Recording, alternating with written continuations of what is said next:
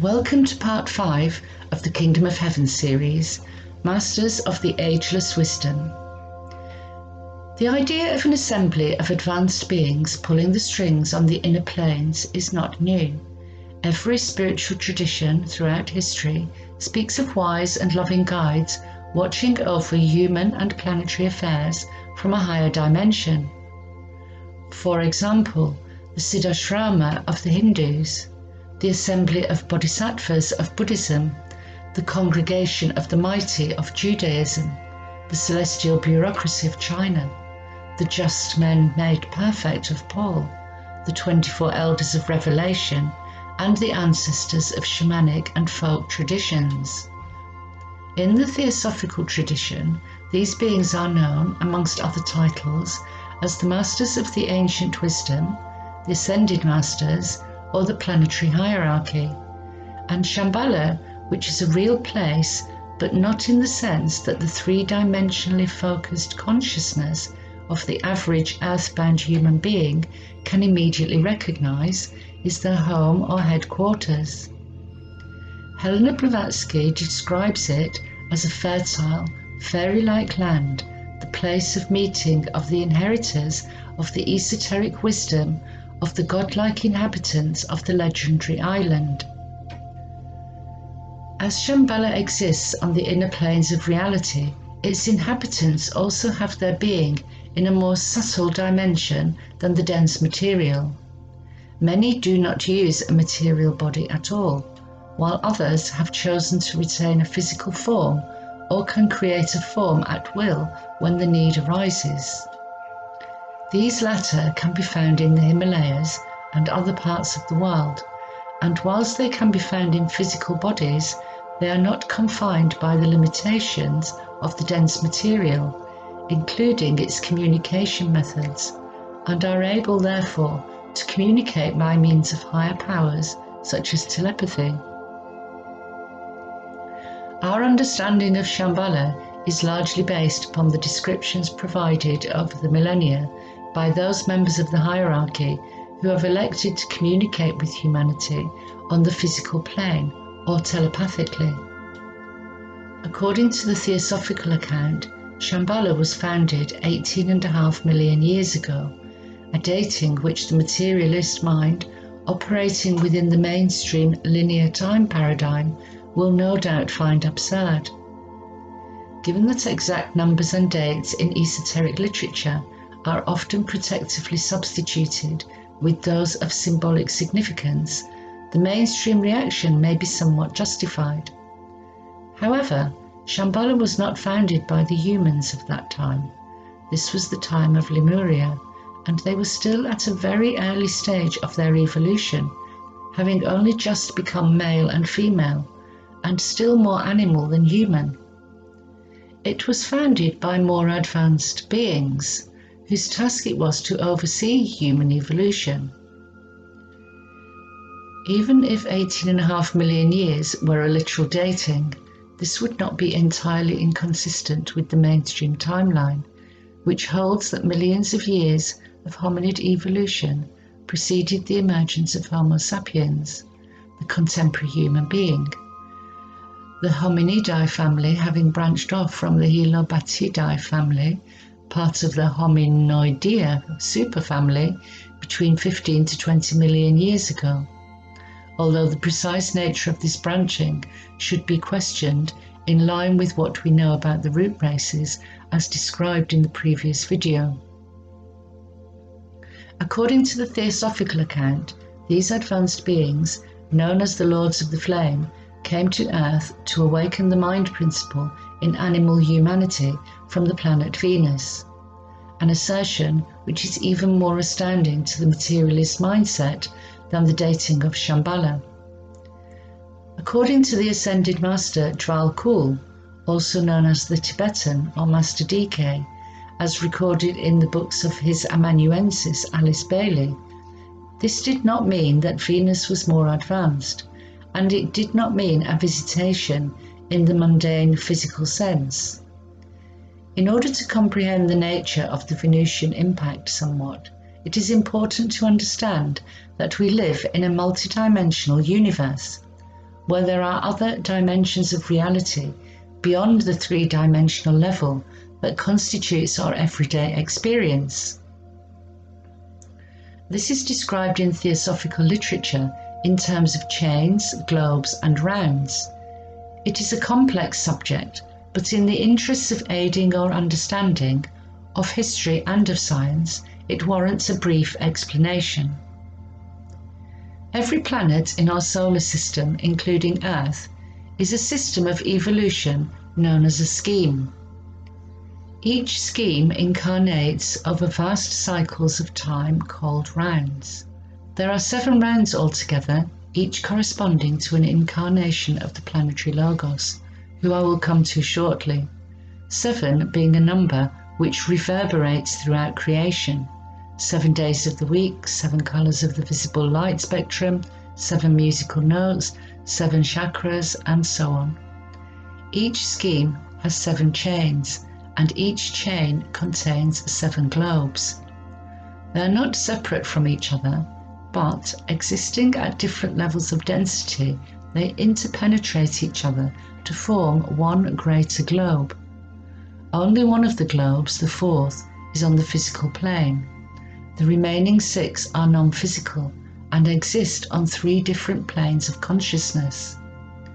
The 4 planes that these 7 globes can be found on are the 4 lower planes of cosmic consciousness, with the 3 higher planes constituting the spiritual triad. The life wave of each round passes successfully from globe to globe, starting with the highest, descending gradually into matter, the lowest plane, and then rising out of it again. What we experience as planet Earth is one of the 7 globes which form the Earth chain of our scheme.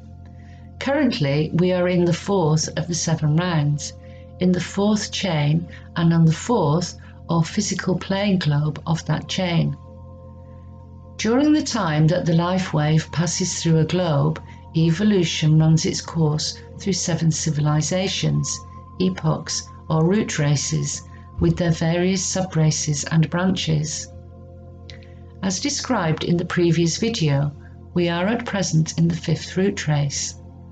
The previous chain or incarnation was the lunar or moon chain, and the moon we now see in the night sky was its 4th globe. It is now a dead planet, but it was previously a living planet on which the lower stages of our evolution took place. Remember how the first root race was emanated as ethereal, mindless, asexual forms that would later become solid bodies and vehicles for the human monads by the lunar pitris or fathers.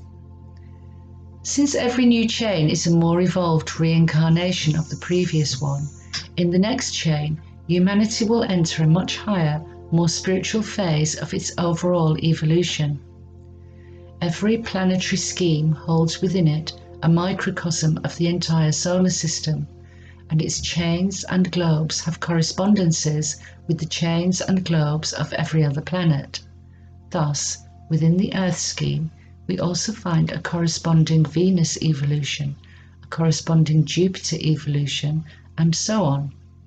According to Master Dwal Kul, the Venus scheme, viewed as a logoic center, is more active than ours, and therefore its radiatory magnetism is far more widely spread. Its radiation is such that on the Buddhic plane it swept within its magnetic radius that chain in our scheme which is composed predominantly of Buddhic matter. Then, via that chain, it magnetized the corresponding globe in our chain, and this resulted in a specific vitalization in the dense planet itself.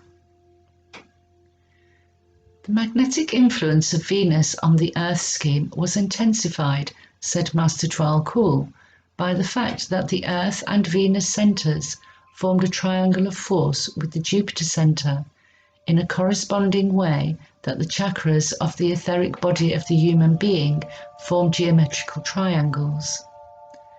Logoic Kundalini, circulating with tremendous force through this adjusted triangle, brought about that intensification of vibration in the human family, the awakening of the mind principle, and the great evolutionary transition from animal to human consciousness, which resulted in individualization, or the birth of the individual human soul.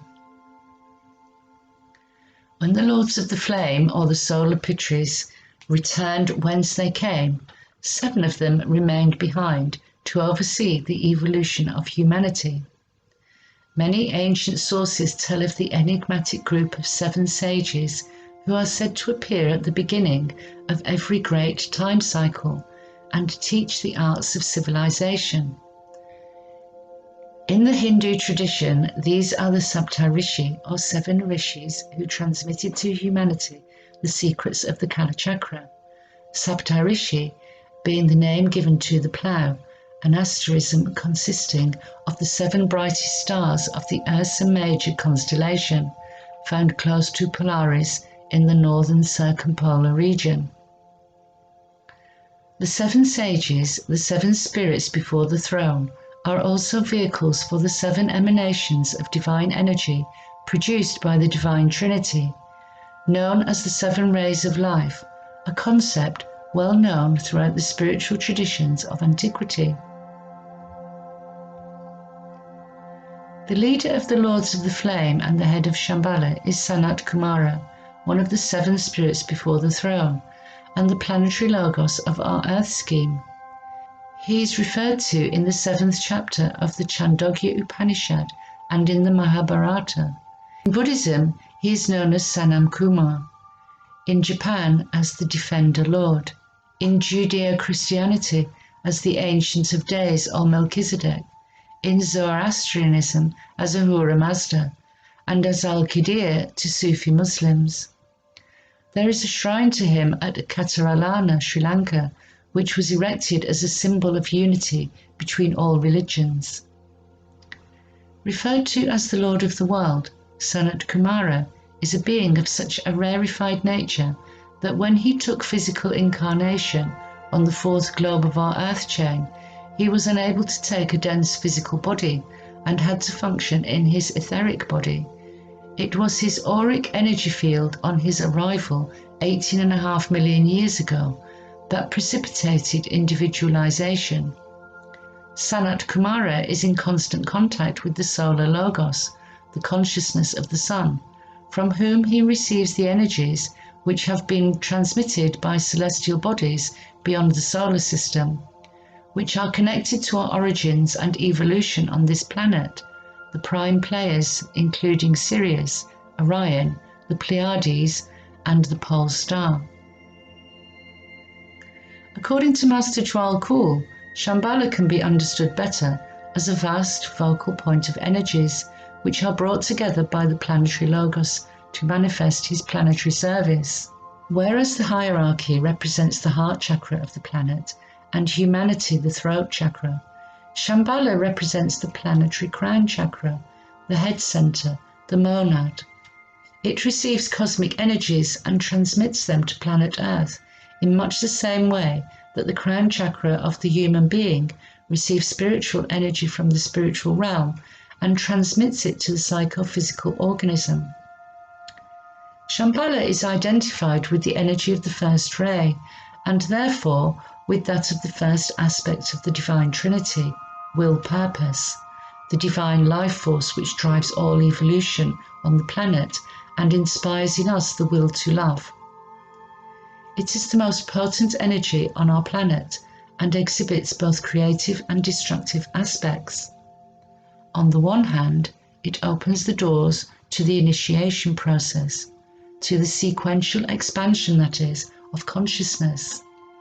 On the other hand, it serves to break up the old crystallizing forms, whether these are found in the broader fields of politics, religion, education, and so on, or in our individual habits of thought, feeling, and action, so that the life within might be set free and a new vehicle for it built. Needless to say, this powerful energy has its dangers. It can be used well when employed in loving, unselfish service, but it can also be used disastrously when employed for selfish purposes. Because the Shambhala force is so powerful, it is usually stepped down through and modified by the hierarchy before being distributed to humanity in order to further its spiritual evolution and enable Earth to become an active participant in the greater cosmic plan. The other 6 Kumaras are Sanat Kumara's assistants. These are the 3 Pratyeka Buddhas, or Buddhas of activity, and 3 Kumaras who represent esoteric energies not yet in full demonstration on the planet. Working alongside the Kumaras, we also have the 4 lords of karma. Karma is also known as the law of cause and effect, where broadly, but inadequately speaking, good thoughts, words and deeds produce good karma, and bad thoughts, words and deeds produce bad karma. The lords of karma, however, are compassionate rather than punitive beings. As the arbiters of justice, they represent both mercy and judgment in their efforts to maintain equilibrium at the individual and planetary levels. They mediate between the perfection of universal laws and the imperfection of evolving beings, and are instrumental in our spiritual development. Below the Kumaras comes the Buddha, the first human being to ascend to the higher evolution of Shambhala. This occurred after the Temple of Ibis was abandoned. The Temple of Ibis was established about 17 million years ago after a decision by the hierarchy at Shambhala to set up a physical plane headquarters where certain of their members could manifest in physical bodies in order to teach the ageless wisdom to early humanity. The only externalization of Shambhala onto the physical plane, Ibis was set up during Lemurian times in the center of South America, and its influence can be found at a much more recent period in the ancient Maya culture. Another center was later established in Asia, from which the Himalayan and southern Indian adepts emerged. As Lemuria declined, however, and was eventually destroyed, the hierarchical members, along with the initiate members of the human kingdom, withdrew to Shambhala. Henceforward, they would issue forth from there in physical bodies as lone individuals, as priests and kings, or in small groups to serve the needs of humanity. Under instruction from Shambhala, these early adepts at Ibis worked to develop the energy centers of the human unit, stimulate the brain, and make it fully self-conscious on the physical plane. Thus, the door from the animal kingdom into the human was closed, and the door of initiation was opened. Buddha was the first to open that door, and as such, Buddhism is actually the oldest religion. As Buddhism itself states, Siddhartha Gautama, the historical Buddha of the 6th century BCE, was the latest of a long line of Buddhas, which goes back to the Vedic origins of Hinduism and beyond. Immediately below the Buddha come 3 great hierarchical beings, Mahachohan, Bodhisattva, and the Manu, described by Master Dwal Kul as follows. Mahachohan, the officer in our planetary hierarchy who presides over the activities carried on in the 4 minor rays and their synthesizing 3rd ray. He has to do with civilization, with the intellectual culture of the races, and with intelligent energy. Bodhisattva, the exponent of 2nd ray forces, the teacher of the adepts of men and of angels. This office was originally held by the Buddha, but his place was taken after his illumination by the Christ. The work of the Bodhisattva is with the religions of the world and with the spiritual essence of man. The Manu, the one who presides over the evolution of the races. He is the ideal man. He has to work through the forms through which spirit is to manifest. He destroys and builds up again. These 3 individuals preside over the 3 departments into which the hierarchy is divided, and therefore represent in their particular sphere the 3 aspects of divine manifestation.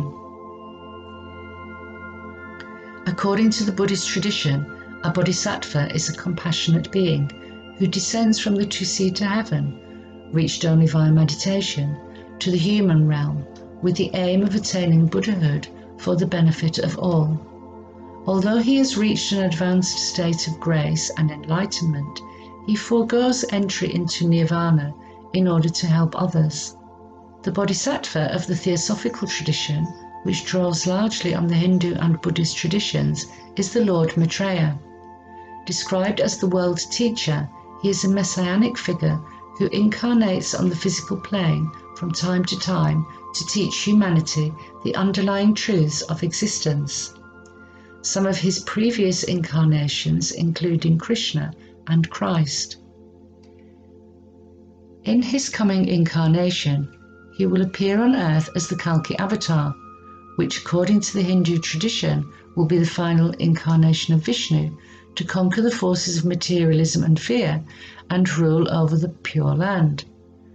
Fear, when not an instinctive reaction to immediate physical danger, is an illusory condition through which the dark forces of materialism are currently ruling our planet.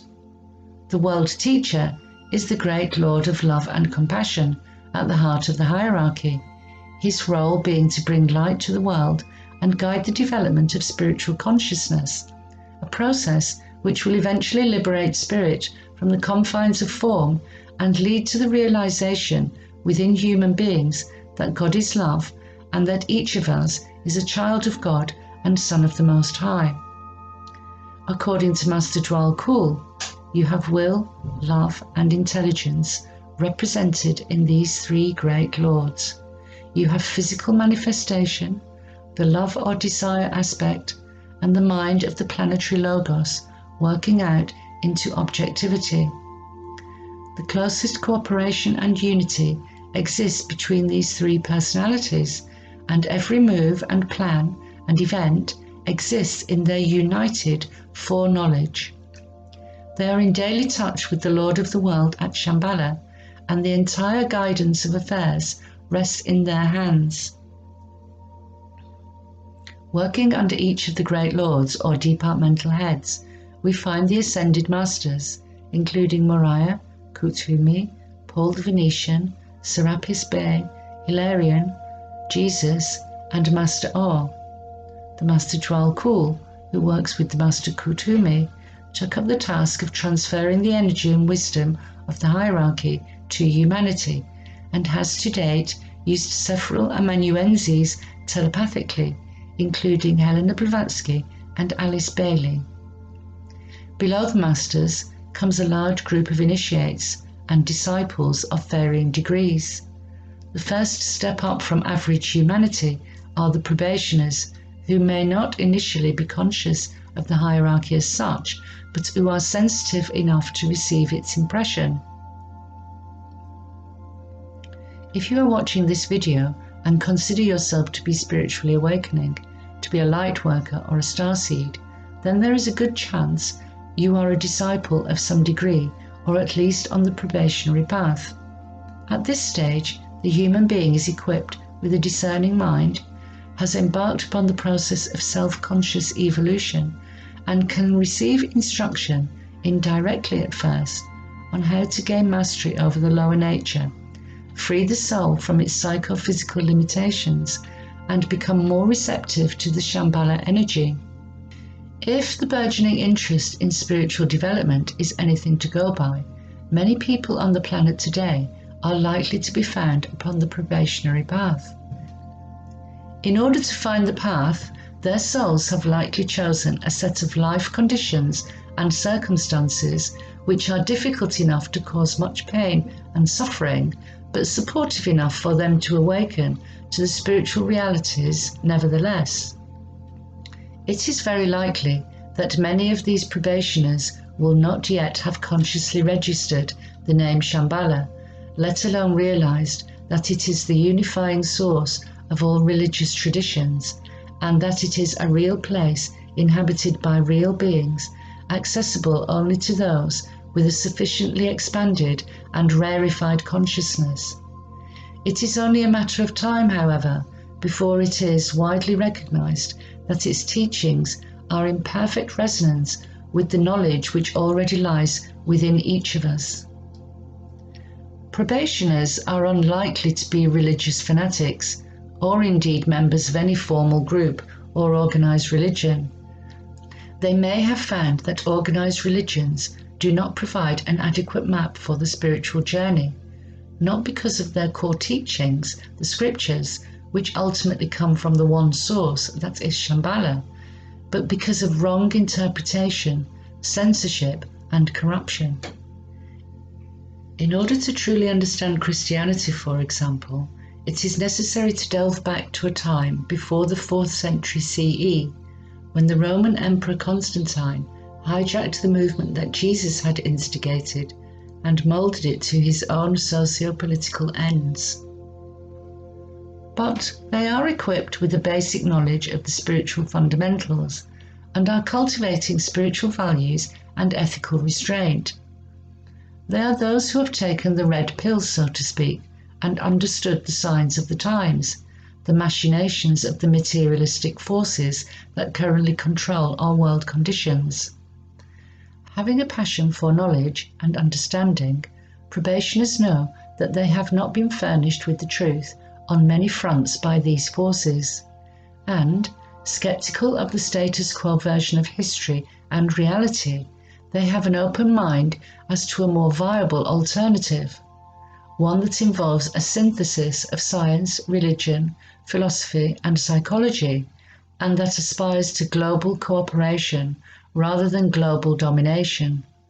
They prefer to know rather than believe, but their humility and knowledge acquired thus far will mean they accept they don't know everything, that not all things are knowable within the current parameters of the three-dimensional mindset. The spiritual path is not easy, particularly in its early stages. Probationers can be severely tested as the flow of spiritual energy brings both good and bad to the surface and confronts them with the physical and psychological obstacles to spiritual growth presented by the lower conditioned personality. In order to move ahead on the path, to become a conscious participant in one's own evolution, the spiritually awakened probationer must have the self-discipline to bring his or her personality under control by eliminating dysfunctional aspects of character and building in more functional ones. The spiritual awakening process eventually leads them to the infinite, eternal source, the non-dual root of all things, including themselves, and to the recognition that they are profoundly interconnected with all phenomena, that human beings only suffer because of the dualistic illusion of separateness. Once the true nature of reality is understood, they must work to overcome hatred and separateness in their lives, to cultivate selflessness and harmlessness, and to commit themselves with love and wisdom to the service of others. If everything in life was arranged for us so that we never had to strive or struggle, experience no pain, loss, or lack, then there would be no challenge to stimulate our growth and development, to learn how to create something better than the current painful situations we find ourselves in. When disasters happen and people say that there can be no God because a loving and benevolent God would not allow such things, they are completely missing the point, completely misunderstanding God and the nature of reality. We are not puppets being manipulated against the static backdrop of the environing universe. We are intrinsic parts of it, atoms in the body of God, and, as such, partake of all the attributes of that universe and of its source. As we gain access to the true nature of reality, we recognize that we must become conscious rather than unconscious creators of our own individual and collective reality. As we penetrate the mystery of suffering further, we recognize the need to cultivate a loving indifference to the events and circumstances which pertain to the heavy pain bodies of our personality lives, as Eckhart Tolle describes them, and to cultivate unconditional joy and happiness.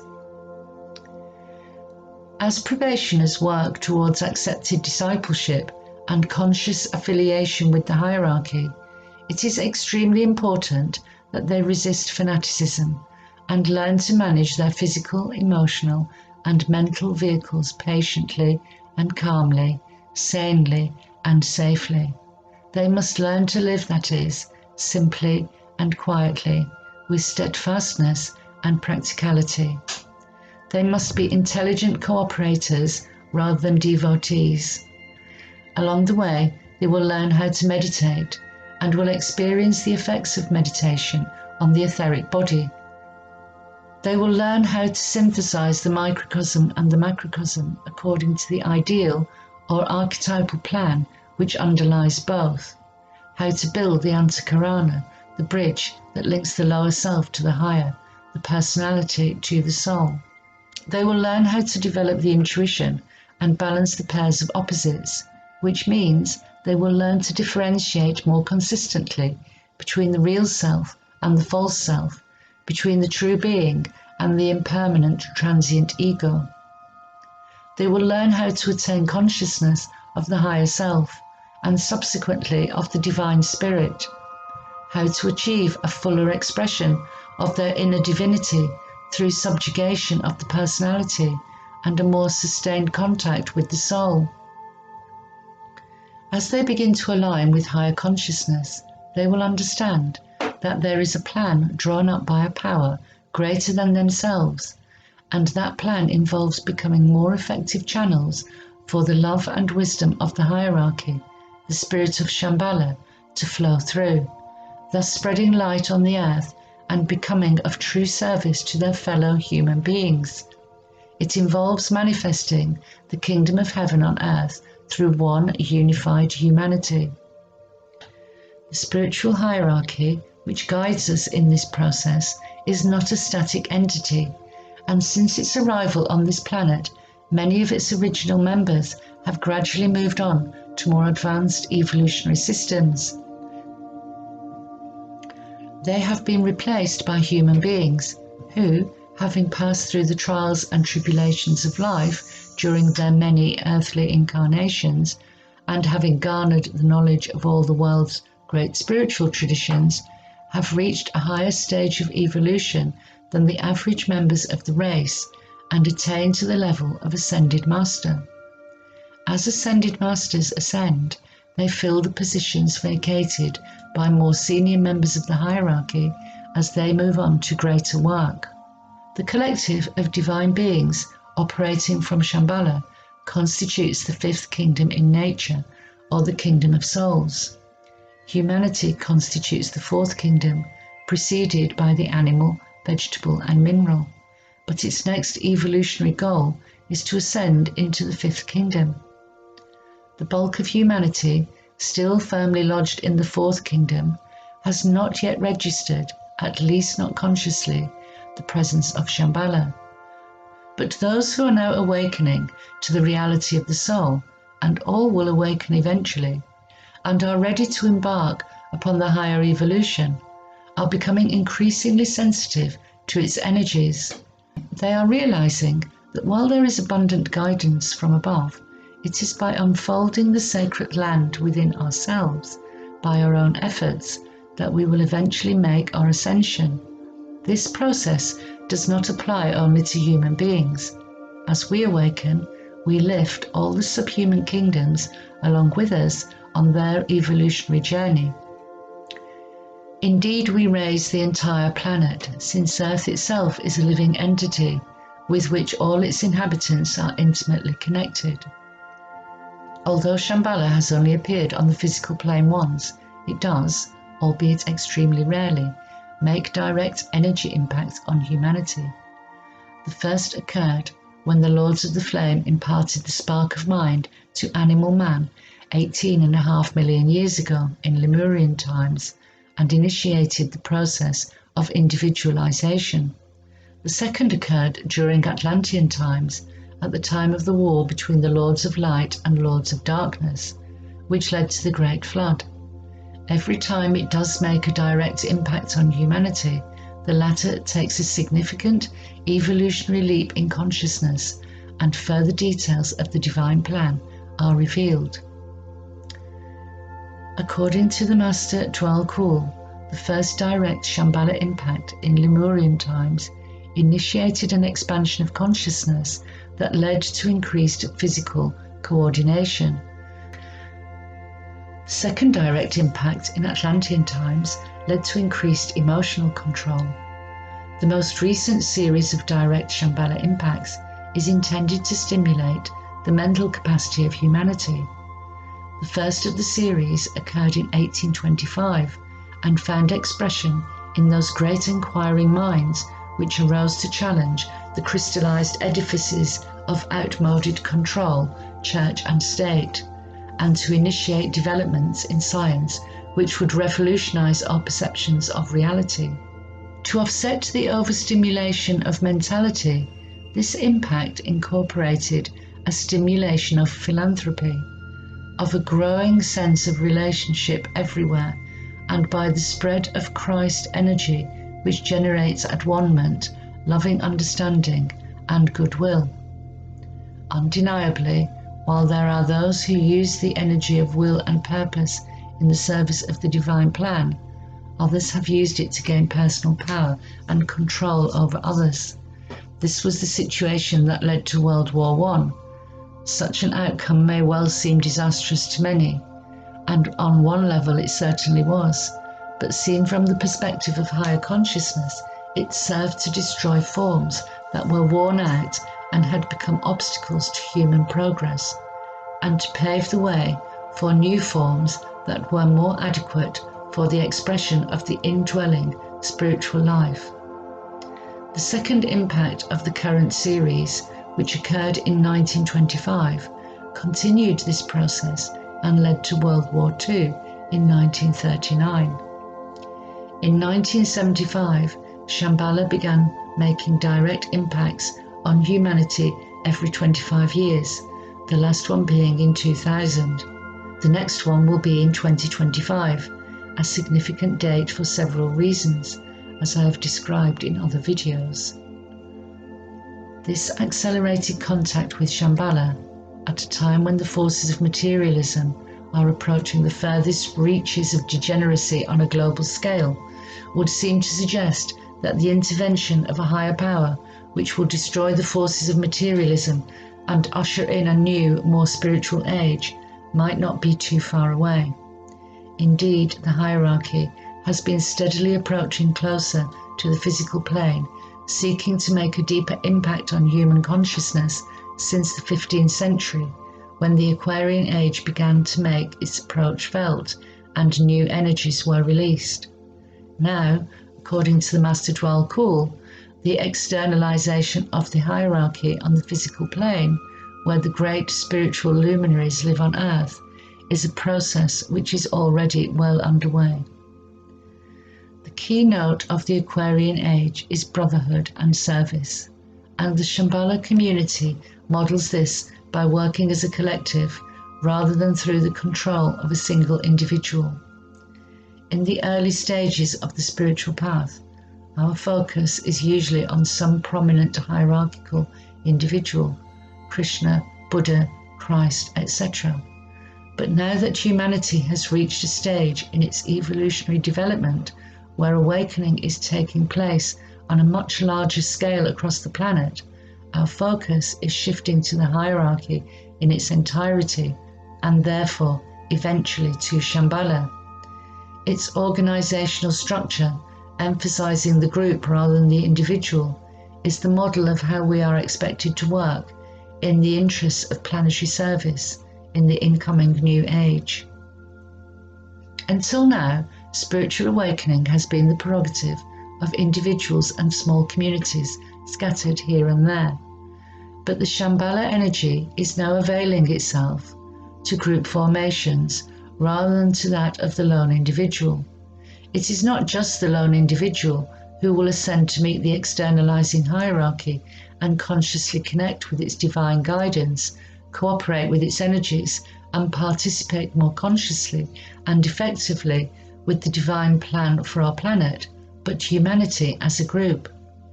As we begin to respond to the hierarchy In group formation, the hierarchy can more readily respond to us. The major function of the group is, as it is with the individual disciple, to understand and to circulate energy.